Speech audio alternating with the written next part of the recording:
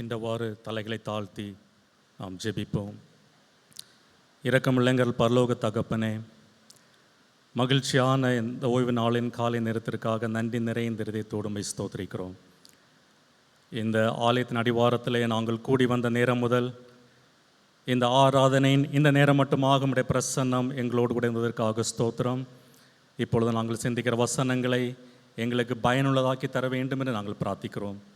பேசுகிற அடியனை மறைத்து ஆண்டவர் வெளிப்பட வேண்டும் என்று நாங்கள் ஜெபிக்கிறோம். இயேசுவின் நாமத்தில் ஜெபிக்கிறோம் நல்ல பிதாவே, ஆமேன். உட்காருவோம். ஆண்டவரும் இரட்சகருமாகிய இயேசு கிறிஸ்துவின் இனிய நாமத்தில் உங்கள் அனைவருக்கும் என்னுடைய அன்பான வாழ்த்துக்களை நான் தெரிவித்துக் கொள்கிறேன். இந்த நாளிலும் இந்த சிறப்பு தந்தையர் தின சிறப்பு ஆராதனையிலே கலந்து கொள்ளவும் கடவுளுடைய வார்த்தையை உங்களோடு பகிர்ந்து கொள்வதற்கும் கிடைத்த இந்த பெரிய வாய்ப்பிற்காக ஆண்டவரை ஸ்தோத்திரிக்கிறேன். என்னை அழைத்து இந்த வாய்ப்பை கொடுத்த திருச்சபையின் போதகர் ரெவரன் கிங்ஸ்லி அவர்களுக்கு என்னுடைய மனப்பூர்வமான நன்றிகளை நான் தெரிவித்துக் கொள்கிறேன். அன்பு போதகர் ரெவரன் கிங்ஸ்லி மற்றும் அவருடைய துணைவியார் மிஸ்ஸஸ் ஜெயராணி அவர்கள் யூபிஎஸ்ல மாணவர்களாக எனக்கு தெரியும். இன்று ஆண்டவர் அவர்களை திருச்சபை நடத்துகிற போதக குடும்பமாக அவரை பார்ப்பதில் மிக்க சந்தோஷம். கர்த்தர் அவர்களையும் அவருடைய குடும்பத்தையும் கர்த்தர் தொடர்ந்து ஆசீர்வதிப்பாராக. திருச்சபையின் செயலாளர், கமிட்டி அங்கத்தினர்கள், விசுவாசிகள், உங்களை அனைவருக்கும் என்னுடைய மனப்பூர்வமான நன்றிகளை தெரிவித்துக் கொள்கிறேன். நாளிலே இந்த சிறப்பு ஆராதனையை நேர்த்தியாகி நடத்தின அத்தனை பேருக்கும், திருச்சபையின் தந்தையர், தங்கள் அனுபவங்களை பகிர்ந்து கொண்ட அன்பு சகோதரர்கள், சிறப்பு பாடல்களை பாடிய திருச்சபையின் ஆண்கள், ஓய்வு நாள் பாடசாலை பிள்ளைகள் அத்தனை பேருக்கும் என்னுடைய நன்றி. கர்த்தர் உங்களை ஆசீர்வதிப்பாராக. இன்று தந்தையர் தினத்தை கொண்டாடுகிற இந்த இனிய நாளிலே இங்கிருக்கும் அனைத்து தந்தையருக்கும் என்னுடைய அன்பான தந்தையர் தின நல்வாழ்த்துக்களை தெரிவித்துக் கொள்கிறேன். உங்கள் அன்பிற்காகவும் தியாகத்திற்காகவும் குடும்பத்தின் மீது நீங்கள் வைத்திருக்கிற அளவில்லாத அக்கறைக்காகவும் தேவனுக்கு நன்றி செலுத்துகிறேன். தொடர்ந்து கர்த்தர் உங்களையும் உங்கள் குடும்பங்களையும் தொடர்ந்து ஆசீர்வதிப்பாராக. நீங்கள் திருச்சபைக்கும் சமுதாயத்திற்கும் குடும்பத்திற்கும் நீங்கள் ஆசீர்வாதமாக இருக்க ஆண்டவர் உதவி செய்வாராக. இந்நாளிலே இந்த தந்தையர் தினத்தை கொண்டாடுகிற நமக்கு கொடுக்கப்பட்டிருக்க தலைப்பு, குடும்பத்தின் ஆவிக்குரிய தலைவர்களாகிய தந்தையரை நாம் கொண்டாடுவோம்.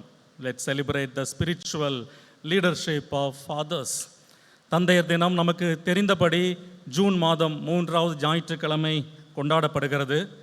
இதனுடைய ஆரம்ப வரலாறை நாம் பார்ப்போம் என்று சொன்னால் 20ஆம் நூற்றாண்டின் துவக்கத்தில் அமெரிக்க தேசத்தில், குறிப்பாக சொல்லப்போனால் 1908ஆம் ஆண்டு முதல் இந்த ஞாயிற்றுக்கிழமை தந்தையர் தினம் என்று கொண்டாடப்படுகிறது. இதற்கு காரணமாக 2 முக்கியமான பெண்களை நாம் குறிப்பிட வேண்டும்.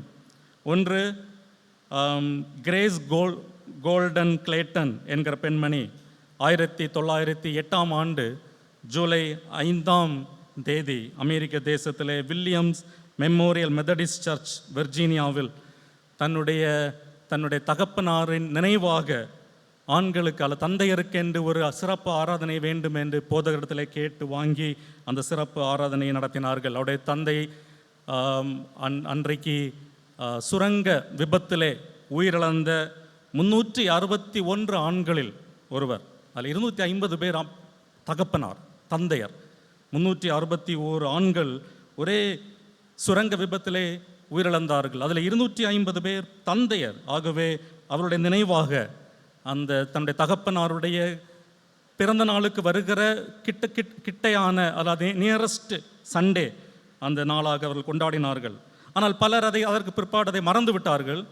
அதை தொடர்ந்து 3 ஆண்டுகள் தாண்டி 1910ஆம் ஆண்டு சொனாரா டாட் என்கிற இன்னொரு பெண்மணி வாஷிங்டனில் தன்னுடைய தகப்பனாரின் நினைவாக மறுபடியும் இந்த சிறப்பு தொழுகையை ஆரம்பித்தார்கள். அவருடைய தகப்பனார் 6 பிள்ளைகளை தனியாக சிங்கிள் பேரண்டாக வளர்த்திருக்கிறார்கள். தன்னுடைய தாயார் தன்னுடைய 6வது பிள்ளையின் பிரசவத்தின் போது மரித்து விட்டார்கள். ஆகவே தனியாக சிங்கிள் பேரண்டாக தன்னுடைய 6 பிள்ளைகளையும் வளர்த்த தன்னுடைய தகப்பனாரின் நினைவாக இந்த ஆராதனையை அவர்கள் முன்னெடுத்தார்கள். ஆனால் அதற்கு பிற்பாடு பல ஆண்டுகள் அது தொடர்ச்சியாக நடைபெறவில்லை. இறுதியாக 1972ஆம் ஆண்டு அமெரிக்க தேசத்திலே அது it became a permanent national holiday, national observance. கொஞ்சம் gradually it became popular in all countries, and today we also celebrate the Father's Day. இந்த தந்தையரை கொண்டாடுகிற இந்த வேளையில் தந்தைத்துவம் என்னும் தேவனுடைய அருமையான வரத்திற்காக ஆண்டவருக்கு நன்றி செலுத்துவோம். தந்தையரின் தியாகங்களை நினைவு கூறவும், வேதாகமும் கற்பிக்கும் தந்தைத்துவத்தின் உயர்ந்த அழைப்பை பற்றி சிந்திக்கவும் நாம் இங்கே கூடி வந்திருக்கிறோம். So from the Bible let us look into God's expectation of fatherhood. ஒரு தந்தையாக நாம் செயல்படுவதற்கு கடவுள் நம்மிடத்தில் எதிர்பார்க்கிற பண்புகள் என்ன என்று சொல்லி நமக்கு கொடுக்கப்பட்டிருக்கிற சுருக்கமான நேரத்திலே நாம் தொடர்ந்து தியானிப்போம். ஒன்று, நாம் கற்றுக்கொள்கிற முதல் பாடம், தந்தைத்துவம் தேவன் அளித்த வரம். Fatherhood is a gift from God. We need to be thankful for that gift. Basically, fatherhood is not a creation of human. தந்தைத்துவம், தந்தை என்கிற பொறுப்பு மனிதனால் ஏற்படுத்தப்பட்ட ஒன்று அல்ல. ஆண்டவர் எப்படி குடும்பத்தை நிறுவினாரோ, ஆண்டவர் எப்படி திருமணத்தை நிறுவினாரோ, அதே போல தந்தைத்துவம் என்கிற அந்த அந்தஸ்தையும் ஆண்டவர் மனிதனுக்கு கொடுத்தார். ஆண்டவரால் நிறுவப்பட்ட ஒரு அமைப்பு. ஆகவே தந்தையாக இருப்பது ஒரு உயிரியல் உண்மை மட்டுமல்ல. It's not only a biological truth, it's also a privilege. It's a spiritual privilege. அது தேவன் கொடுத்த ஒரு உயர்ந்த பொறுப்பு என்பதை நாம் மறந்துவிடக்கூடாது. சங்கீதம் 127 4ஆம் சங்கீதத்தில் 4ஆம் வசனத்தில் 127ஆம் சங்கீதம் 4ஆம் வசனத்தில், பிள்ளைகள் கர்த்தரால் வரும் சுதந்திரம், கற்பத்தின் கனி அவரால் கிடைக்கும் பலன் என்று சங்கீதக்காரன் சொல்லுகிறார். பிள்ளைகள் தேவனுடைய வரம் என்றால் அந்த பிள்ளையை பராமரிக்கும் தந்தைத்துவமும் தேவனுடைய வரமே. ஒரு தலைமுறையை உருவாக்கி ஒரு தலைமுறையை கடவுளுடைய வழியில் நடத்துகிற ஒரு பெரிய பொறுப்பை ஆண்டவர் நமக்கு கொடுத்திருக்கிறார் என்றால் இது நமக்கு கிடைத்திருக்கிற பெரிய ஸ்லாக்கியம். இட்ஸ் அ ப்ரிவிலேஜ் என்பதை நாம் மறந்துவிடக்கூடாது. இன்னொரு விஷயத்தை நாம் பார்க்கிறோம் வேத புத்தகத்திலே. தந்தைத்துவம் என்பது it's not limited to biological fatherhood. உயிரியல் வழி தந்தையரை மட்டும் குறிப்பிடுவதல்ல. பவுல் தீமோத்தேயுக்கு எழுதும்போது தீமோத்தேயு 1 தீமோத்தேயு 1ஆம் அதிகாரம் 2ஆம் வசனத்தில், விசுவாசத்தில் என் உண்மையான மகன் என்று தீமோத்தேயு அழைக்கிறார். ஸ்பிரிச்சுவல் சன் என்று அழைக்கிறார். விசுவாசத்தில் என் உண்மையான மகன். கொரிந்தியருக்கு எழுதும்போது இதே பவுல், கிறிஸ்துவுக்குள் நான் உங்களை பெற்றெடுத்தேன் என்று சொல்லுகிறார். கிறிஸ்துவுக்குள் நான் உங்களை பெற்றெடுத்தேன். தீத்துவுக்கு எழுதும்போது தீத்து 1ஆம் அதிகாரம் 4ஆம் வசனத்தில், பொதுவான விசுவாசத்தின்படி என் உண்மையான மகனாகிய தீத்துவுக்கு என்று எழுதுகிறார். 3 யோவான் 4ஆம் வசனத்தில் யோவான் தன்னுடைய விசுவாசிகளை அறிமுகப்படுத்தும் போது, என் பிள்ளைகள் சத்தியத்திலே நடக்கிறார்கள் என்று நான் கேள்விப்பட்டு சந்தோஷத்தை பார்க்கலும் அதிக சந்தோஷம் எனக்கு இல்லை என்று சொல்லுகிறார். என் பிள்ளைகள் சத்தியத்திலே நடக்கிற சந்தோஷத்தை பார்க்கலும் அதிக சந்தோஷம் வேறொன்றும் இல்லை என்று சொல்லுகிறார். What we know from all these references, இந்த வசனங்களிலிருந்து நாம் கற்றுக்கொள்கிற பாடம் என்ன? தந்தைத்துவம் என்பது வெறும் பிள்ளைகளை பெற்றெடுப்பது மட்டுமல்ல, அடுத்த தலைமுறையை வழிநடத்தும் பொறுப்பு பெற்ற எல்லாரும் பாக்கியவான்கள், எல்லாரும் தந்தைத்துவத்தின் ஆசீர்வாதத்தை பெற்றவர்கள் என்பதை இந்த வசனங்கள் நமக்கு தெளிவாக சொல்லுகிறது. ஆகவே நாம் இன்றைக்கு தந்தையர் தினத்திலே தந்தைகளின் பொறுப்பை குறித்து நாம் தியானிக்கும் போது, we are not limiting to ourselves to biological fathers. We are, even though that is our primary concern, we understand that biblical understanding of fatherhood is more wider. வேதத்தின்படி தந்தைத்துவம் என்பது தலைமுறைகளை வழிநடத்தும் பொறுப்பை பெற்ற எல்லா ஆண்களையும் இதில் நாம் உள்ளடக்க முடியும் என்பதை நாம் மறந்துவிடக்கூடாது. So any form of fatherhood is a gift from God and we need to be thankful to God for that gift. பொதுவாக அன்னையரின் அன்பும் தியாகமும் அடிக்கடி பாராட்டப்படுகின்ற ஒன்று. That is also fine, அது நியாயமானதும் கூட. ஆனால் தந்தையரின் தியாகங்கள் பெரும்பாலும் அமைதியாகவும் வெளிக்காட்டப்படாததுமாக இருப்பதால் அதை குறித்து நாம் அதிகமாக பேசுவதில்லை. இன்னும் சொல்லப்போனால் அன்னையர் தினம் கொண்டாட ஆரம்பித்து கிட்டத்தட்ட 1 நூற்றாண்டுக்கு பின்பு தான் தந்தையர் தினத்தை கொண்டாட ஆரம்பித்தார்கள். அதுவும் 1908ஆம் ஆண்டிலே முதல் தந்தையர் தின தொழுகை ஆரம்பிக்கப்பட்ட பின்பும் 1975 தான், கிட்டத்தட்ட 70 ஆண்டுகளுக்கு பின்பு தான் அதை அங்கீகரிக்கப்பட்டது. ஏன்னா அவ்வளோ நாட்கள் இது தேவையா, தந்தையருக்கென்று ஒரு நாள் தேவையா, அவர்களை பாராட்ட வேண்டுமா, இது அவசியமா என்று சொல்லுகிற டிஸ்கஷன்லே கிட்டத்தட்ட 70 ஆண்டுகள் ஓடிவிட்டது. பெரும்பாலும் தந்தைகளை குறித்து நாம் நினைத்து பார்க்கும்போது தந்தையரின் பலவீனங்கள், குறைகள் தான் நம்முடைய ஞாபகத்திற்கு வரும். அவர்கள் செய்த நன்மைகளை விட குறைகளே நினைவுக்கு வரும்.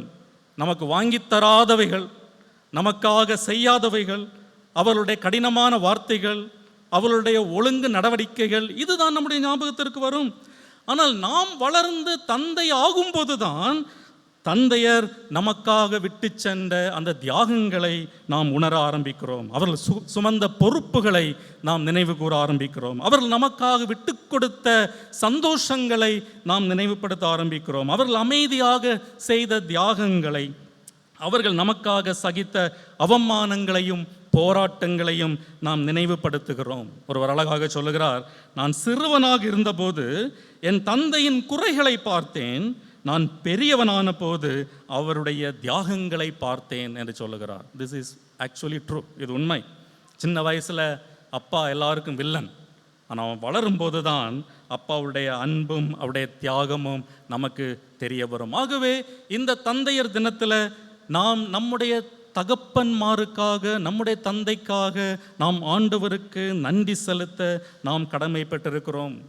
ஒருவேளை உங்களை பார்த்து உங்கள் அப்பா, ஒருவேளை இந்த தலைமுறையில் அது பழக்கமாகிவிட்டது, ஆனால் முந்தைய தலைமுறைகளில் நான் உன்னை நேசிக்கிறேன் என்று சொல்லாமல் இருக்கலாம். ஏனால் வெளிப்படுத்த அவர்களுக்கு தெரியாது. ஆனால் அவருடைய உழைப்பு, அவருடைய தியாகம், அவருடைய பாதுகாப்பு, அவருடைய அக்கறை, அவர்கள் நமக்காக எடுத்த தியாகங்கள், இதுதான் அவருடைய அன்பின் மொழி. அதை நாம் புரிந்து கொள்ள வேண்டும். They are like a pillar to a building. ஒரு தூணில் ஒரு கட்டடத்துக்கு இருக்கிற ஒரு தூணை போல மறைந்திருப்பார்கள். ஆனால் ஒரு தூண் இல்லாமல் இருக்கும்போது தான் அந்த தூணுடைய மகிமை, மதிப்பு நமக்கு தெரியும். எனவே இன்று நாம் தேவனுக்கு நன்றி செலுத்துவோம். நம்முடைய குடும்பத்திற்காக உழைத்த தந்தைகளுக்காக ஆண்டவருக்கு நன்றி செலுத்துவோம். தங்கள் தியாகங்களை, தங்கள் ஆசைகளை தியாகம் செய்த தந்தைகளுக்காக நாம் ஆண்டவருக்கு நன்றி செலுத்துவோம். விசுவாசத்தில் நம்முடைய குடும்பங்களை வழிநடத்திய தந்தைகளுக்காக ஆண்டவருக்கு நன்றி செலுத்துவோம். உண்மையோடும் பொறுப்போடும் வாழ்ந்த தந்தைகளுக்காக ஆண்டவருக்கு நன்றி செலுத்துவோம். வீட்டில் எல்லாரும் தூங்கிய பிறகு யாருக்கும் தெரியாமல் எதிர்காலத்தை குறித்தும் தங்களுடைய செலவீனங்களை குறித்தும் கவலைப்பட்டு கொண்டிருந்த தந்தைகளுக்காக நாம் நன்றி செலுத்துவோம். தேவன் கொடுத்த இந்த உயர்ந்த அழைப்பான தந்தைத்துவத்திற்காக ஆண்டவரை நாம் மகிமைப்படுத்துவோம். இரண்டாவதாக, தந்தைத்துவம் தேவன் கொடுத்த ஒரு பொறுப்பும் கூட. Fatherhood is also God-given responsibility. It's not only a privilege, it's also a responsibility. நாம் வாசிக்க கேட்ட பழைய ஏற்பாட்டு வேத பகுதி உபாகமத்தின் புஸ்தகம் 6ஆம் அதிகாரம் 4-7 வசனங்களை நாம் வாசிக்கும்போது அங்கே நாம் மோசே இஸ்ரவேல் ஜனங்களுக்கு கொடுத்த ஒரு முக்கியமான கட்டளையை நாம் பார்க்கிறோம். 4-7 வசனங்களை நான் உங்களுக்கு வாசிக்கிறேன். உபாகமம் 6ஆம் அதிகாரம் 4-7. இஸ்ரவேலே கேள், நம்முடைய தேவனாகிய கர்த்தர் ஒருவரே கர்த்தர். நீ உன் தேவனாகிய கர்த்தரிடத்தில் உன் முழு இருதயத்தோடும் உன் முழு ஆத்துமாவோடும் உன் முழு பலத்தோடும் அன்பு கூறுவாயாக. இன்று நான் உனக்கு கட்டளையிடுகிற இந்த வார்த்தைகள் உன் இருதயத்தில் இருக்க கடவது. 7ஆம் வசனம், நீ அவைகளை உன் பிள்ளைகளுக்கு கருத்தாய் போதித்து, நீ உன் வீட்டில் உட்கார்ந்திருக்கிற போதும், வழியில் நடக்கிற போதும், படுத்து கொள்ளுகிற போதும், எழுந்திருக்கிற போதும் அவைகளை குறித்து பேசி. முக்கியமான ஒரு ஆலோசனையை மோசே கொடுக்கிறார். உபாகமத்தின் புஸ்தகம் மோசேனுடைய கடைசி பிரசங்கம். மோசே தன்னுடைய வாழ்நாள் முடிவுக்கு வருகிறது என்பதை அறிந்து இஸ்ரவேல் ஜனங்களுக்கு கொடுத்த கடைசி பிரசங்கம் தான் உபாகமத்தின் புஸ்தகம். The whole book is a one single sermon. இஸ்ரவேல் ஜனங்கள் 40 ஆண்டு வனாந்தர யாத்திரைக்கு பின்பு கானான் தேசத்தின் விளிம்பில் நிற்கிறார்கள். அவர்கள் கானான் தேசத்திற்குள் பிரவேசிப்பதற்கு இனி தடையாக இருக்கிற ஒரு யோர்தான் நதி மட்டும்தான் இருக்கிறது. அந்த விளிம்பில் நிற்கும்போது மோசே யோசிக்கிறார், 2 ஆவிக்குரிய சத்தியங்கள் இந்த தலைமுறைக்கு வேண்டும். என்ன? ஒன்று, நீ கர்த்தரை நேசிக்க வேண்டும். உன் முழு இருதயத்தோடும் உன் முழு பலத்தோடும் நீ ஆண்டவரை நேசிக்க வேண்டும். 2வது, இந்த கடவுளின் அன்பை நீ உன்னுடைய தலைமுறைக்கு நீ கடத்த வேண்டும் என்ற 2 பொறுப்புகளை குறிப்பாக அந்த அதிகாரத்தை வாசிக்கும் போது தந்தையருக்கு மோசே கொடுக்கிறதை நாம் பார்க்கிறோம். 2 காரியங்கள். ஒன்று, கடவுளை ஆண்டவரை நேசியுங்கள். இந்த ஆண்டவருடைய கிருபையை உங்கள் பிள்ளைகளுக்கு, உங்கள் அடுத்த தலைமுறைக்கு கடத்தி செல்லுங்கள் என்று சொல்லுகிறார். ஆனால் இதில் கவனிக்க வேண்டிய ஒன்று, பிள்ளைகளுக்கு இதை போதித்து கொடுங்கள் என்று சொல்வதற்கு முன்பு நீங்கள் ஆண்டவரோடு ஐக்கியப்படுங்கள் என்று சொல்லுகிறார். Before talking about the responsibilities to the family, Moses is talking about the relationship to God. நீ உன் தேவனாகிய கர்த்தரிடத்தில் உன் முழு இருதயத்தோடும் முழு ஆத்துமாவோடும் முழு பலத்தோடும் அன்பு கூறுவாயாக. காரணம், காலியான பாத்திரம் மற்றவர்களுக்கு தண்ணீர் ஊற்ற முடியாது. தேவனோடு நடக்காத ஒரு தந்தை பிள்ளைகளை ஆண்டவருடைய வழியில் நடத்த முடியாது. ஒருவேளை நம்ம விமானங்களிலே போகும்போது விமானங்களில் நம்ம கொடுக்கப்படுகிற ஒரு அனௌன்ஸ்மெண்ட் நம்ம எல்லாருக்கும் தெரியும். ஏன்னா இல்லை இது லோ ப்ரெஷர் ஆகிட்டுன்னா அவங்களுக்கு என்ன செய்யும், ஆக்சிஜன் மாஸ்க் கீழே வரும். அடுத்து என்ன இன்ஸ்ட்ரக்ஷன் கொடுப்பாங்கன்னா, நீங்கள் உங்களுக்கு ஃபஸ்ட் என்ன செஞ்சுருங்க, போட்டுடுங்க, அப்புறம் பிள்ளைகளுக்கு என்ன செய்யுங்க, போடுங்க. ஏன்னா நம்ம சுவாசிக்காமல் என்ன செய்ய முடியாது, பிள்ளைகளுக்கு சுவாசிக்க உதவி செய்ய முடியாது. ஸோ ஃபஸ்ட் யூ புட், இல்லை நீங்கள் போட்டுட்டு அப்புறமா பிள்ளைகளுக்கு ஹெல்ப் பண்ணுங்கன்னு சொல்லுவாங்க. அது ஆவிக்குரிய வாழ்க்கையிலும் உண்மை. நாம் நம் ஆண்டவருடைய பாதையில் நடக்காமல் பிள்ளைகளை ஆண்டவருடைய பாதையில் நடத்த வைக்க முடியாது. ஆகவே மோசே பெற்றோருக்கு, குறிப்பாக தந்தையர் கொடுக்கிற முக்கியமான ஒரு ஆலோசனை, பிள்ளைகளுக்கு ஆண்டவருடைய வழிகளை கற்றுக் கொடுங்கள்.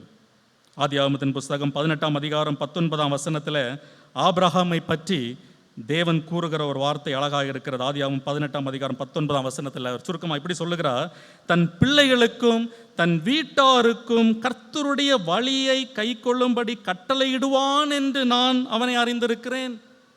ஆண்டவர் சோதோம் குமாராவில் நடக்கப் போகிற நிகழ்வுகளை ஆபிரகாமுக்கு நான் மறைக்க முடியுமோ, மறைக்க கூடாது என்று சொல்லிவிட்டு எதை நினைவுபடுத்துகிறார்? ஆபிரகாமுக்கு இந்த சொத்துக்களை நினைவுபடுத்தவில்லை, ஆபிரகாம் பெற்ற வெற்றிகளை நினைவுபடுத்தவில்லை. அவன் தன் பிள்ளைகளுக்கும் தன்னுடைய அடுத்த தலைமுறைக்கும் ஒரு ஆவிக்குரிய தகப்பனாக இருப்பான் என்கிற அந்த பிரிவிலேஜுக்காக நான் இந்த விஷயத்தை அவனுக்கு மறைக்க கூடாது என்று ஆண்டவர் சொல்லுகிறதை நாம் பார்க்கிறோம். அடுத்த தலைமுறைக்கு ஏற்படுத்த போகும் ஆவிக்குரிய தாக்கம்தான் ஆபிரகாமை குறித்து ஆண்டவர் நினைத்த போது முதலாவது ஆண்டவருக்கு நினைவு வந்த ஒரு விஷயம். உபாகமத்தின் புஸ்தகம் 6ஆம் அதிகாரம் 6-7 வசனங்களில் மோசே சொல்லுகிறார், இன்று நான் உனக்கு கட்டளையிடுகிற இந்த வார்த்தைகள் உன் இருதயத்தில் இருக்க கடவது, நீ அவைகளை உன் பிள்ளைகளுக்கு கருத்தாய் போதித்து, நீ உன் வீட்டில் உட்கார்ந்திருக்கிற போதும், வழியில் நடக்கிற போதும், படுத்துக்கொள்ளுகிற போதும், எழுந்திருக்கிற போதும் அவைகளை குறித்து பேசு என்று சொல்லுகிறார். This is a very important faith affirmation of the Jews. இஸ்ரவேல் மக்களுக்கு இந்த வசனம் மிக முக்கியமான ஒரு விசுவாச அறிக்கை பகுதி. ஷேமான்னு சொல்லுவாங்க. தினமும் காலையிலும் மாலையிலும் எல்லா யூதர்களும் இந்த வசனத்தை சொல்லி ஆண்டவரை மகிமைப்படுத்துவார்கள். ஏன் இது அவசியம்னா, விசுவாசத்தை அடுத்த தலைமுறைக்கு கடத்தி செல்லும் பொறுப்பு தந்தையருக்கு ஆண்டவர் கொடுத்திருக்கிறார். வேதாகமம் தந்தையரை வெறுமனே குடும்பத்தின் பொருளாதார தேவைகளை பூர்த்தி செய்கிற ஒரு நபராக மட்டும் பார்ப்பதில்லை. அடிப்படை தேவைகளை சந்திப்பது, பொருளாதார தேவைகளை சந்திப்பது அவசியம். ஆனால் ஒரு தந்தையின் அழைப்பு அதைவிட பெரியது. ஒரு தந்தை தனது குடும்பத்தை ஆவிக்குரிய வழியில் நடத்தி அந்த குடும்பத்தின் ஆவிக்குரிய நலனுக்கும் பொறுப்புள்ளவர் என்பதுதான் வேதம் தந்தையரை குறித்து சொல்லுகிற ஒரு வார்த்தை. ஏன்னா இஸ்ரவேல் ஜனங்கள் கடைசி அந்த கானான் தேசத்தின் உள்ள பிரவேசிக்கிற அந்த விளிம்பில் நிற்கிறாங்க. மோசேக்கு தெரியும், ஒரு தலைமுறை, எகிப்திலிருந்து புறப்பட்ட ஒரு தலைமுறை இங்கு இல்லை, மரணித்து விட்டார்கள். ஒரு சிலரை தவிர, 1-2 பேரை தவிர மற்ற எல்லாரும் வனாந்திரத்தில் மடிந்து விட்டார்கள். இப்பொழுது ஒரு புதிய தலைமுறை ஆண்டவருடைய ஆசீர்வாதங்களை பெற்றுக்கொள்வதற்கு வாக்குத்தத்தம் பண்ணப்பட்ட தேசத்தில் பிரவேசிக்க இருக்கிறார்கள். மோசேயுடைய பாரம், ஆண்டவருடைய அன்பு இந்த தலைமுறைக்கு தெரியவில்லை என்று சொன்னால் இவர்கள் பாவத்திலே விழுந்து விடுவார்கள். காரணம், இவர்களுக்கு ஆண்டவருடைய மகத்துவங்கள் தெரியாது. செங்கடலை பிளந்த அற்புதம் தெரியாது. மன்னா கிடைத்த அற்புதத்தின் ஆரம்ப நிகழ்வுகள் தெரியாது. ஆகவே இவைகளை நீங்கள் அடுத்த தலைமுறைக்கு கடத்தி விடுங்கள். Intentionally pass this to the next generation. மோசேக்கு தெரியும், விசுவாசம் அடுத்த தலைமுறைக்கு ஆட்டோமேட்டிக்காக கடத்தப்படாது. அது கடத்தும் பொறுப்பு குடும்ப தலைவருக்கு இருக்கிறது என்பதை மோசே இங்கு ஒரு முறை கூட நினைவுபடுத்துகிறார். இது இஸ்ரவேல் ஜனங்களுடைய வாழ்க்கையில் தொடர்ச்சியாய் நடந்த ஒரு விஷயம். எப்போதெல்லாம் ஆண்டவர் தங்களுக்கு செய்த நன்மைகளை நினைத்தார்களோ அப்பொழுதெல்லாம் ஆண்டவருக்கு பிரியமாக இருந்தார்கள். எப்பொழுதெல்லாம் ஆண்டவர் தங்களுக்கு செய்த நன்மைகளை நினைக்க தவறினார்களோ அப்பொழுதெல்லாம் பாவத்திலே விழுந்தார்கள். இல்லை, ஒரு நல்ல ஒரு வசனம் நியாயாதிபதிகள் 2ஆம் அதிகாரம் 10ஆம் வசனத்தில், நியாயாதிபதிகள் 2ஆம் அதிகாரம் 10ஆம் வசனம், அக்காலத்தில் இருந்த அந்த சந்ததியார் எல்லாரும் தங்கள் பிதாக்களுடன் சேர்க்கப்பட்ட பின்பு கர்த்தரையும் அவர் இஸ்ரவேலுக்கு செய்த கிரியையையும் அறியாத வேறொரு சந்ததி அவர்களுக்கு பின் எழும்பிற்று. நியாயாதிபதிகள் புஸ்தகத்தை நீங்கள் வாசித்து பார்த்தீங்கன்னா உங்களுக்கு தெரியும். It's all the downfall of the Israelites. இஸ்ரவேல் ஜனங்களின் வீழ்ச்சி, திரும்ப திரும்ப அந்நிய தேசங்களிடத்திலே அடிமைப்பட்டு கிடந்த ஒரு சரித்திரத்தை தான் நியாயாதிபதிகள் புஸ்தகத்தில் நாம் படிக்கிறோம். 2ஆம் அதிகாரம் 10ஆம் வசனம் தொடங்கி நியாயாதிபதிகளின் கடைசி அதிகாரம் வரைக்கும் it is all the fall and rise of the Israelites.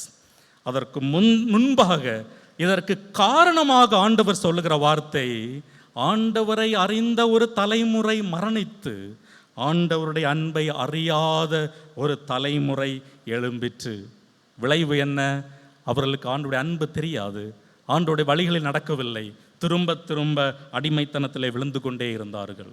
7 sin cycles. நியாயாதிபதிகள் புஸ்தகம் முழுவதும் 7 பாவ சுழற்சி.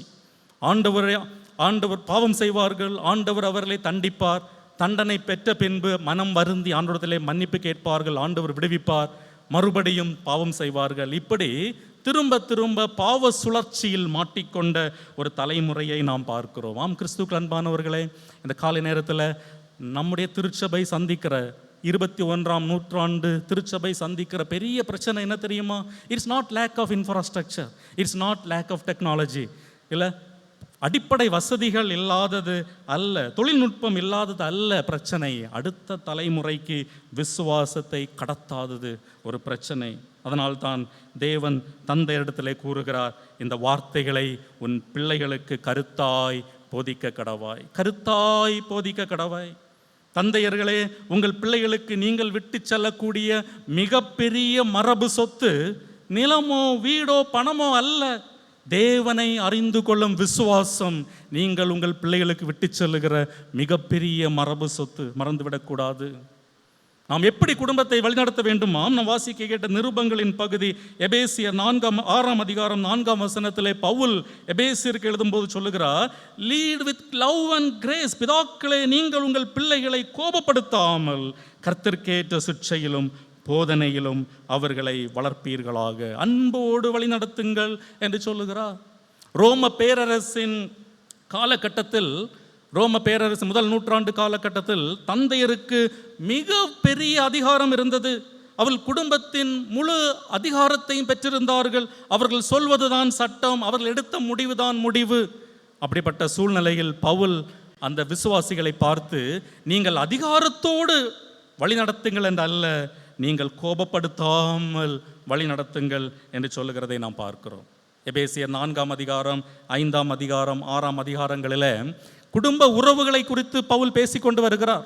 கணவர், மனைவி, பிள்ளைகள், பெற்றோர், தகப்பனார், வேலைக்காரர், எஜமான் என்று சொல்லி குடும்ப உறவுகளை குறித்து பேசிக்கொண்டு வருகிறார். இந்த குடும்ப உறவை குறித்து பேசிக்கொண்டு வருகிற இந்த எல்லா வசனங்களிலும் அவர் பயன்படுத்துகிற ஒரு முக்கியமான வார்த்தை அன்பு. இந்த அன்புக்கு அவர் பயன்படுத்துகிற கிரேக்க வார்த்தை அகாப்பே. நமக்கு தெரியும், அன்பை குறிப்பதற்கு கிரேக்க மொழியில் 4 வார்த்தைகள் இருந்தது. ஒன்று அகாப்பே, அது கடவுளுடைய அன்பு, ஆண்டவருடைய தன்னலமற்ற அன்பை வெளிப்படுத்துகிற ஒரு வார்த்தை. ஃபில்லியோ என்கிற ஒரு வார்த்தை இருந்தது, நண்பர்களுடைய அன்பை வெளிப்படுத்துகிற ஒரு வார்த்தை. ஈராஸ் என்கிற ஒரு வார்த்தை இருந்தது, கணவன் மனைவிக்கு இடையில் இருக்கிற அன்பை வெளிப்படுத்துகிற வார்த்தை. ஸ்டார்கே என்கிற ஒரு வார்த்தை இருந்தது, குடும்ப உறவுகள் மத்தியிலே ஏற்படுத்துகிற வார்த்தை. பவுல் இந்த வசனங்களை எழுதும்போது அவர் பல ஆப்ஷன்ஸ் அவருக்கு இருந்தது. ஃபில்லியோவை பயன்படுத்தி இருக்கலாம், ஸ்டார்கே பயன்படுத்தி இருக்கலாம், ஏன்னா இட்ஸ் அ ஃபெமிலியல் ரிலேஷன்ஷிப். ஆனால் பவுல் வேண்டுமென்றே அகாப்பே, கடவுளுடைய அன்பை மாதிரியாக கொண்டு இந்த நம்முடைய குடும்ப பொறுப்புகளை நாம் நிர்வகிக்க வேண்டும் என்று சொல்லி பவுல் சொல்லுகிறதை நாம் பார்க்கிறோம். ஆண்டவருடைய அன்பை போல நம்முடைய அன்பு இருக்க வேண்டுமா? The model is God's love. தேவன் நம்மை திருத்துகிறார், ஆனால் நம்மை நேசிப்பதை நிறுத்தவில்லை. தேவன் நம்மை கண்டிக்கிறார், ஆனால் நம்மை ஒரு நாளும் அவமானப்படுத்தியதில்லை. தேவன் நம்மை ஒழுங்குபடுத்துகிறார், ஆனால் ஒரு நாளும் நம்மை நிராகரித்ததில்லை. நாம் குறை செய்த போதும், தவறு செய்த போதும், நீ என் பிள்ளை அல்ல என்று அவர் ஒருபோதும் சொன்னதில்லை. அதற்கு பதிலாக நம்மை திரும்பவும் அணைத்து, மீட்டு, மன்னித்து தன்னுடைய பிள்ளையாக அவர் நிலைப்படுத்தி இருக்கிறார் என்பதுதான் ஆண்டவருடைய மாதிரியிலிருந்து நாம் கற்றுக்கொள்ளுகிற ஒரு பாடம். இந்த மாதிரி நம்முடைய மாதிரியாக இருக்க வேண்டுமாம். இந்த மாதிரியை அடிப்படையாக கொண்டு நாம் குடும்பத்தை வழிநடத்த வேண்டும், திருத்த வேண்டும். ஆனால் ஒரு நாளும் தாழ்த்து மதிப்பிடக்கூடாது. கண்டிக்க வேண்டும், ஆனால் அந்த கண்டிப்பு அன்பினால் ஆன ஒரு கண்டிப்பாக இருக்க வேண்டும். காயப்படுத்துகிற கண்டிப்பாக இருக்கக்கூடாது. ஒழுங்குபடுத்த வேண்டியது அவசியம், ஆனால் அன்பை இழக்கிற அளவிற்கு கசப்பான ஒழுங்குபடுத்துதல் இல்லாமல் பார்த்து கொள்ள வேண்டும் என்று பவுல் சொல்லுகிறார். ஆகவே தான் கோபப்படுத்தாமலும் என்று சொல்லிவிட்டு தொடர்ந்து கர்த்தருக்கேற்ற சிற்சையிலும் போதனையிலும் அவர்களை வளர்ப்பீர்களாக என்று சொல்லுகிறார். வளர்ப்பீராங்கிறது ரொம்ப ஒரு அழகான ஒரு வார்த்தை எபிரேய மொழியில். It's like growing a delicate plant. அதுக்கு தண்ணி ஊற்றி, உரம் ஊற்றி, களைகளை பிடுங்கி, அதை பத்திரமா பாதுகாத்து, வேலி அடைத்து பாதுகாத்து ஒரு செடியை வளர்ப்பது போல நீங்கள் வளர்ப்பீர்களாக என்று சொல்லுகிறதை நாம் பார்க்கிறோம். இந்த சமநிலை நமக்கு அவசியம். ஒழுக்கமும் அவசியம், அதே வேளையில் அன்பும் அவசியம். கண்டிப்பும் அவசியம், அதே வேளையில் ஊக்கமும் அவசியம். அதை நாம் புரிந்து கொள்ள வேண்டியது அவசியம். இந்த காலை வேளையில் பல காரியங்களை குறித்து சொல்லலாம், எப்படி நம்முடைய குடும்பத்தை வழிநடத்த வேண்டும் என்று சொல்லி. அந்த சகோதரர்கள், குறிப்பாக சகோதரர் கிறிஸ்டோபர் அவர்கள் தன்னுடைய அனுபவத்திலிருந்து சொல்லும்போது பல ஆலோசனைகளை நமக்கு கொடுத்தார். இல்லை, நேரம் செலவிட வேண்டும் என்கிற ஒரு ஆலோசனை கொடுத்தார், ஜெபிக்க வேண்டும் என்கிற ஒரு ஆலோசனை கொடுத்தார். இதெல்லாம் இதற்கு பொருந்தும். பல நேரங்களில் நாம் நேரம் செலவிடுவதற்கு நமக்கு நேரம் கிடைப்பதில்லை. இப்படி ஒரு எக்ஸாம்பிள் பார்த்தேன். ஒரு சின்ன பையன், அவங்க அப்பாவோடு நேரம் செலவிடுவதற்கு அவனுக்கு கிடைக்கவில்லை, அந்த அப்பாவுக்கு. ஏன்னா அவர் ரொம்ப அவசரமாக அலுவலகத்தில் இருந்தார். எப்போதெல்லாம் நேரம் செலவிட கேட்கிறாரோ அப்போதெல்லாம் தகப்பன் சொல்வார், நான் வேலையில் அவசரமாக இருக்கிறேன், எனக்கு பணம் வேணும், பணம் சம்பாதிக்கணும். அப்போ ஒரு நாள் இந்த பையன் ரொம்ப நாள் யோசித்து விட்டு கேட்டானா, அப்பா உங்களுக்கு ஒரு நாள் சம்பளம் என்னன்னு கேட்டானா. அப்பா சொன்னார், எனக்கு இத்தனை 1000 ரூபாய் எனக்கு ஒரு நாள் சம்பளம். அது கேட்டுட்டு போயிட்டான். ஒரு 3 மாதம் தாண்டி ஒரு உண்டியலோடு வரான். அப்பா, இது உங்களுக்கு 1 மாதம் சம்பளம், ஒரு நாள் சம்பளம். இந்த வாரத்தில் ஒரு நாள் நீங்கள் எனக்கு கூட இருக்கணும். நான் கஷ்டப்பட்டு எனக்கு கிடைத்த பாக்கெட் மணியெல்லாம் சேர்த்து வச்சு உங்களுடைய ஒரு நாள் சம்பளத்தை நான் உங்களுக்கு தாரேன், நீங்கள் என்னோட கூட இருக்கணும்னு சொல்லி சொன்னானா. அப்போ உடஞ்சிட்டாரு. இல்லை, ஏன்னா நம்முடைய பிள்ளைகள் நம்மை குறித்து நினைவு வைத்திருப்பது நம்முடைய சம்பாத்தியத்தை அல்ல, ஆனால் நாம் அவர்களுக்காக செலவிட்ட நேரங்களை அவர்கள் நினைவு வைத்திருப்பார்கள். ஜெபிக்க வேண்டும் பிள்ளைகளுக்காக. யோபுடைய மாதிரியை நாம் பின்பற்றலாம். யோபு தினம்தோறும் தன்னுடைய பிள்ளைகளுக்காக ஜெபித்தானாம், பலி செலுத்தினானாம். யோபு தன்னுடைய குடும்பத்தின் போதகராக செயல்பட்டானாம். he acted as the priest of the family. எங்கோ பிள்ளைகள் விருந்து சாப்பிட்டா அவள் பாவம் செய்து விடுவார்களோ என்று நினைத்து அவர்களுக்காக கடவுளிடத்தில் மன்றாடுகிற ஒரு பழக்கம் அவனுக்கு இருந்தது. we need to pray for our children. அவர்கள் நம்முடைய பக்கத்தில் இல்லாவிட்டாலும் அவர்களுக்காக ஜெபிக்க வேண்டும். அவர்கள் பெரியவர்களாகிவிட்டாலும் அவர்களுக்காக ஜெபிக்க வேண்டும். அவர்கள் திருமணம் செய்து கொண்ட பிறகும் அவர்களுக்காக ஜெபிக்க வேண்டும். we should never stop praying for our children. நாம் தொடர்ந்து ஜெபிக்க வேண்டியது அவசியம். இன்றைக்கு பிள்ளைகள் சந்திக்கிற பல அழுத்தங்கள், பல போராட்டங்கள் நமக்கு தெரியும். கல்வி அழுத்தங்கள், தவறான நட்புகள், இணைய உலகின் தாக்கங்கள், ஒழுக்க சவால்கள், இவைகள் எல்லாம் ஆலோசனையின் மூலம் சரிப்படுத்த வேண்டிய விஷயங்கள் அல்ல. இந்த விஷயங்களை சரிப்படுத்த ஆண்டவருடைய கிருபை அவசியம். அதற்கு ஜெபம் மட்டுமே உதவி செய்யும். ஆலோசனைகளோடு ஆண்டவருடைய கிருபைக்காகவும் நாம் ஆண்டவரிடத்தில் மன்றாட வேண்டியது அவசியம். காரணம், ஒரு தந்தையின் ஜெபத்தை ஆண்டவர் மதிக்கிறார். எவீருவின் மகள் மரித்த போது எவீரு ஆண்டவரிடத்தில் மன்றாடுகிறான். ஆண்டவர் ஜெபத்தை கேட்டார். ஆபிரகாம் இஸ்மவேலுக்காக மன்றாடின போது ஆண்டவர் ஆபிரகாமின் ஜெபத்தை கேட்டாராம். ஆதியாகமத்தின் புத்தகம் 17ஆம் அதிகாரம் 18ஆம் வசனத்தில் பார்க்கிறோம். ஆண்டவரிடத்தில் மன்றாடுகிறார் ஆபிரகாம். ஏன்னா இஸ்மவேலும் என்னுடைய மகன், இஸ்மவேல் என்னுடைய மகன், ஆகவே ஆண்டு இஸ்மவேல் உமக்கு முன்பாக பிழைத்திருக்கட்டும் என்று மன்றாடுகிறான். ஆண்டவர் சொன்னார், சரி, நான் கேட்கிறேன்.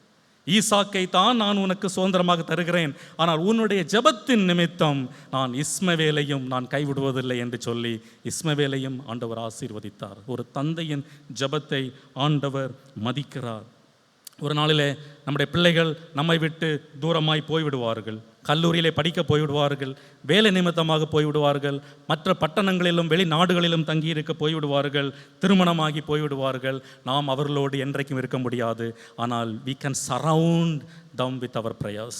அவர்களை நம்முடைய ஜெபத்தால் நாம் தாங்க முடியும் என்பதை நாம் மறந்துவிடக்கூடாது. அது அவர்கள் நம்மை விட்டு போன பிறகு அந்த பழக்கம் வராது. நம்மோடு கூட இருக்கும்போதே நாம் அவர்களுக்காக ஜெபிக்க ஆரம்பித்தால் அந்த பழக்கம் எப்பொழுதும் தொடர்ந்து இருக்கும். நாம் அவர்களோடு இல்லாத நேரத்திலும் ஆண்டவர் அவர்களை பாதுகாக்க நம்முடைய ஜெபங்கள் உதவியாக இருக்கும். ஜெபிக்க நாம் கடமைப்பட்டிருக்கிறோம் என்பதை நாம் மறந்துவிடக்கூடாது. மூன்றாவதாக, our responsibilities towards the fathers. தந்தையருக்கு நாம் செலுத்த வேண்டிய கடமை என்ன, அதை குறித்தும் நாம் யாத்ராகமத்தின் புஸ்தகத்திலும் எபேசியர் 6ஆம் அதிகாரத்தில் நாம் பார்க்கிறோம். பல நேரங்களில் தந்தையர் தினத்தில் நாம் தந்தையரின் பொறுப்புகளை பற்றியே பேசுகிறோம், ஆனால் வேதம் பிள்ளைகளின் பொறுப்புகளையும் சேர்த்தே பேசுகிறது. யாத்ராகமத்தின் புஸ்தகம் 20ஆம் அதிகாரம் 12ஆம் வசனம், உன் தகப்பனையும் உன் தாயையும் கனம் பண்ணுவாயாக என்று ஆண்டவர் கற்றுக் கொடுக்கிறார். This is one of the 10 commandments. 10 கட்டளைகளில் ஒன்று. கொலை செய்யாதிருப்பாயாக, திருடாதிருப்பாயாக, விபச்சாரம் செய்யாதிருப்பாயாக என்பதை போல it's important. honor your father and mother. தகப்பனையும் தாயையும் கனம் பண்ணு என்பது நமக்கு நினைக்கிறோம் கொலை செய்வது தான் பெரிய விஷயம், கொள்ளை செய்வது தான் பெரிய விஷயம் என்று சொல்லி, அதுக்கு இணையாக இட்ஸ் இம்பார்ட்டன்ட். கொலை செய்யாமல் இருப்பது எவ்வளவு அவசியமோ அதை விட முக்கியம் பெற்றோரை கனம் பண்ணுவது. தந்தையரை எப்படி மதிக்கலாம்? நன்றி உணர்வுடன் இருப்பதன் மூலமாக நாம் மதிக்கலாம். பல நேரங்களிலே தந்தையர் நம்மை விட்டு கடந்து சென்ற பின்புதான் அவர்களுடைய நல்ல செயல்கள் நம்முடைய ஞாபகத்திற்கு வருகிறது. இன்றைக்கு அவர் உயிரோடு இருக்கும் போதே அவருக்கு நன்றி செலுத்த பழகுங்கள். எத்தனை பேர் நம்முடைய தகப்பனுக்காக நாம் ஜெபித்திருக்கிறோம்?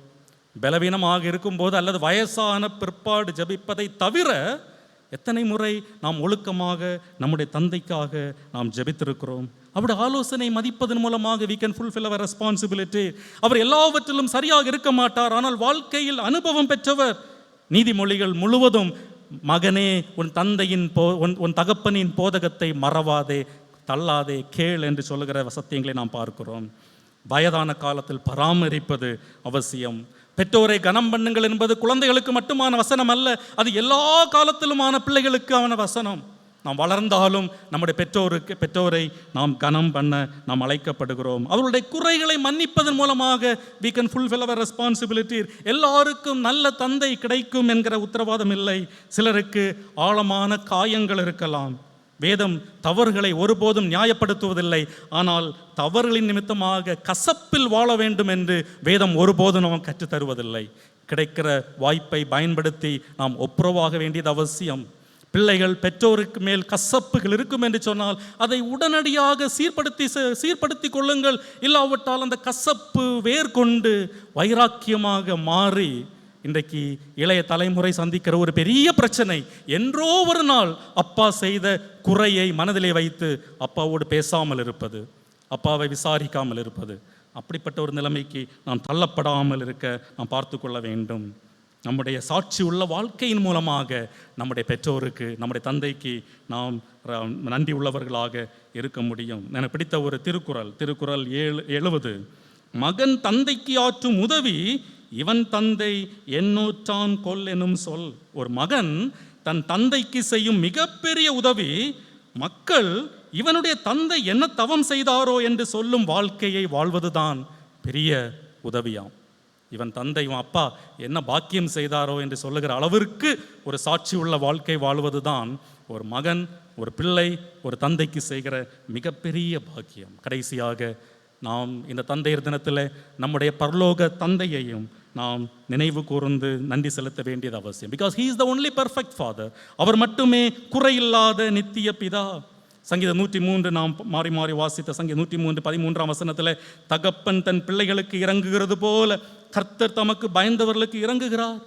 இந்த வசனத்தில் தாவீது ஒரு நல்ல ஒப்பீடை கொண்டு வருகிறார். தகப்பனும் ஆண்டவருக்குமான ஒரு ஒப்பீடை கொண்டு வருகிறதை பார்க்கிறோம். நவாசி கேட்ட நற்செய்தி பகுதியிலும் அதை நாம் பார்க்கிறோம். குறைவுள்ள தந்தைகளாகி நீங்கள் உங்கள் பிள்ளைகளுக்கு சிறந்த வெகுமதிகளை கொடுக்க அறிந்திருப்பீர்கள் என்று சொன்னால், நித்திய பிதாவாகிய நான் உங்களை எப்படி பராமரிப்பேன் என்று சொல்லி ஆண்டவர் நமக்கு நினைவூட்டுகிறார். நம்முடைய பூமிக்குரிய தந்தைகள் சில நேரங்களிலே நம்மை புரிந்து கொள்ளாமல் போகலாம், தவறு செய்யலாம். சிலர் என்று தங்கள் தந்தையரை இழந்திருக்கலாம். சிலர் தந்தையின் அன்பை அனுபவிக்காமல் வளர்ந்திருக்கலாம். சிலருக்கு தந்தை என்ற வார்த்தையே வேதனையான நினைவுகளை தரலாம்.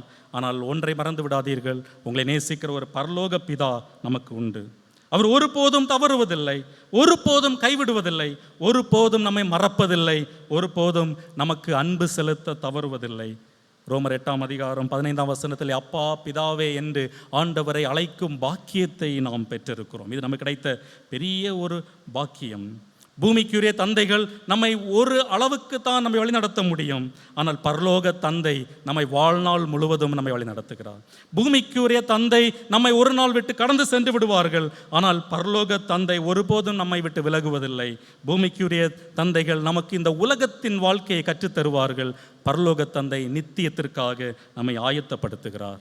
ஆகவே நம்முடைய பரலோக தந்தைக்காகவும் நாம் ஆண்டவருக்கு நன்றி செலுத்த வேண்டியது அவசியம். பிரபல சுவிசேஷகர் பில்லி கிரஹாம் இப்படி கூறுகிறார், ஒரு நல்ல தந்தை சமுதாயத்திற்கு கிடைக்கும் மிகப்பெரிய சொத்துக்களில் ஒருவர்.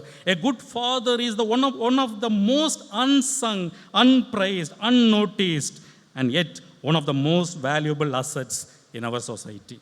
ஒரு நல்ல தந்தை ஒரு குடும்பத்தை மாற்ற முடியும், ஒரு திருச்சபையை மாற்ற முடியும், ஒரு தலைமுறையை மாற்ற முடியும்.